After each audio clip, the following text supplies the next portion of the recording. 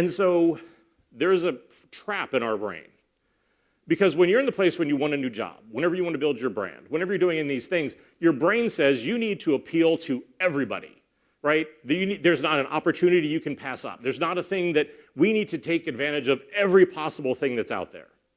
Well, just like with any design, just like building any brand or doing anything else, when you appeal to everyone, you appeal to no one. Because the other part of this is realizing, like, applying for jobs is insane. And I use that word a lot. Because if you looked at really before the current state of where the economy is right now, applying for a job worked about 2 to 4% of the time. Right now, it works about 1% of the time. The only thing that I see so many people engage in that works so infrequently is the lottery, right? That it used to be that an average job got about 200 applications, now the average is about 1,000. So we're going into an area where the odds are absolutely stacked against us, trying to look like everybody else, and then wondering, why don't we get noticed? But this is the problem, right? Is at the end of the day, companies do not hire generic talent, right? We heard about that multiple times through this conference, right? The ability to stand out, to articulate why you are different. That yes, that probably is going to mean you're not going to appeal to everybody.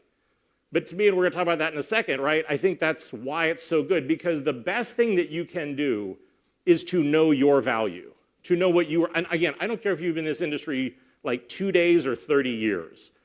Who you are, the way you were raised, what your background is, your perspective on the world, all those things that make you different, those are your superpowers.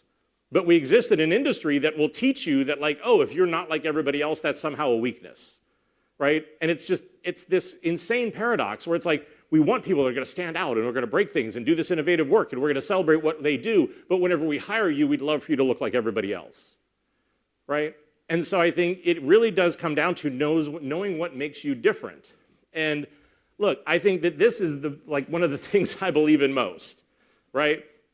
Through all the years of all the brands that I have built, this is the way that I treat my own brand. So this is something that I live, right? Whenever I go in and I work with a company, the thing that I say is, at the end of the day, you want to build a brand that somebody hates, right? I built W Hotels. Whenever we built W, for some people, that was an awesome place, and it was a playground, and there was like the DJ music, and there was the mood lighting, and it was a really great place. For other people, it was Sodom and Gomorrah, because there was like a human Sunday option on the menu and room service. Cool, that's what we wanted.